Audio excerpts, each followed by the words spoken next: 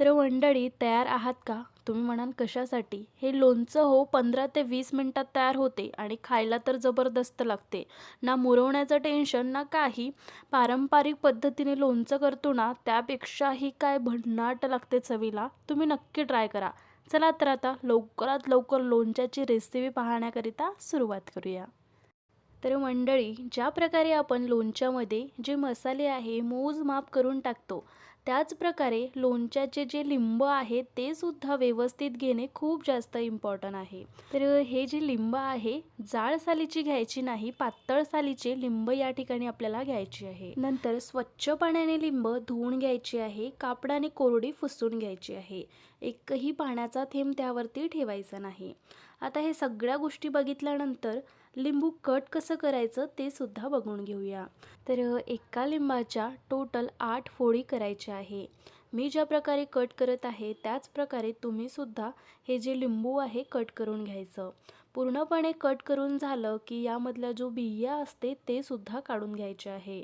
एकही बी यामध्ये ठेवायची नाही, नाहीतर आपलं लोणचं जे आहे कडवट मारतं. म्हणून हे सगळ्यात महत्त्वाचं टॉपिक आहे ते म्हणजे बिया यामधून काढून घेणे.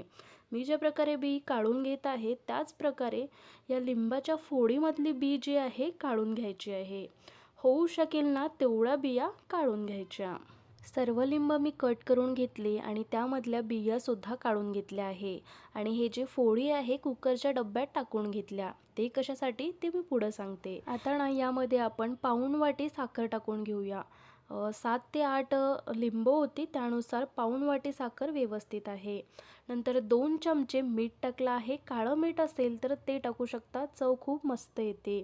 नंतर 1 चमचा जिरं पावडर टाकलं. साधं मिरची पावडर टाकला आहे 1 चमचा. 2 चमचे काश्मीरी मिरची पावडर टाकला आहे कलरसाठी. कलर सुंदर येतो याने. आता काय करून घेऊया, हे सगळे मसाले आपण टाकून घेतला आहे. आता हे सर्व एकत्र करून घेऊया. सगळीकडे मसाले जे आहे लागायला हवे. आता काय करायचं, आता घ्यायचं आहे एक कुकर आणि त्यामध्ये खाली प्लेट आणि पाणी टाकून घेतलं आहे. त्यातच हा डब्बा ठेवायचा आहे आणि कुकरचं झाकण लावून घ्यायचं आहे. त्याआधी आठवणीनं यावरती प्लेट झाकायची आहे. जे खालचं पाणी आहे ते यामध्ये जायला नको आहे, नाहीतर आपलं लोणचं खराब होण्याची आणि बुरशी लागण्याची शक्यता जास्त असते. त्यामुळे अशा पद्धतीने करायचं आहे. आता कुकरचं झाकण लावून देऊया आणि कुकर गॅसवरती चढवून घेऊया. कुकरच्या टोटली 7 ते 8 शिट्या करायच्या आहे. यापेक्षा जास्त लोणचं करायचं असेल तर शिट्या जास्त करावं लागेल किंवा 30 मिनिटांसाठी वाफेवरती ठेवून वाफवून घेऊ शकता. तर मंडळी या ठिकाणी तुम्ही पाहू शकता मी हे कुकरमधून लगेच डब्बा काढला आहे. गरम गरमच आहे हे जे लोणचं आहे.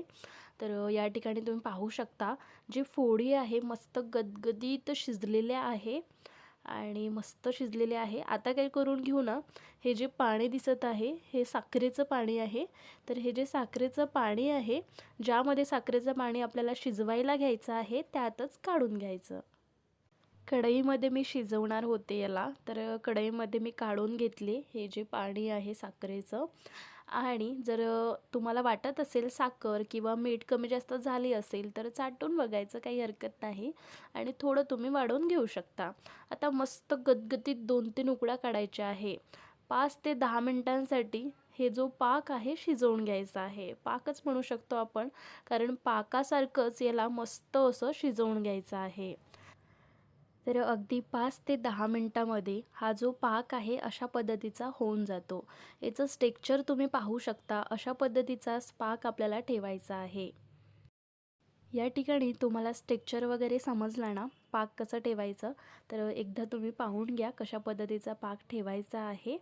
आणि नंतर आता गॅस बंद करायचा आहे आणि जे फोडी आपण अलग काढून ठेवल्या होत्या पाकाच्या, ते फोडी यामध्ये टाकायच्या आहे. छान एकजीव करून घ्यायच्या आहे आणि अशाच मुरण्याकरिता छान गार होतपर्यंत ठेवायचं आहे. पूर्णपणे गार होऊ द्यायचं आहे. गारपणीच भरणीत वगैरे भरायचं नाही. आता पूर्णपणे गार झालेलं आहे लोणचं. मी काचेच्या बरणीमध्ये भरून हे जे लोणचं आहे ठेवत असते. जर तुम्हाला काचेच्या बरणीत ठेवायचं नसेल तर चिनी मातीच्या बरणीत ठेवू शकता. आणि मस्त रसरशीत लोणचं आपलं इथे रेडी झालेलं आहे. तर आजची ही रेसिपी तुम्हाला कशी वाटली नक्की कमेंट करून सांगा आणि आवडल्यास लाईक शेअर सबस्क्राईब करायला विसरू नका. अगदी 15 ते 20 मिनिटात हे लोणचं तयार होते आणि खायला चटपटीत होते. नक्की ट्राय करा. थँक्यू.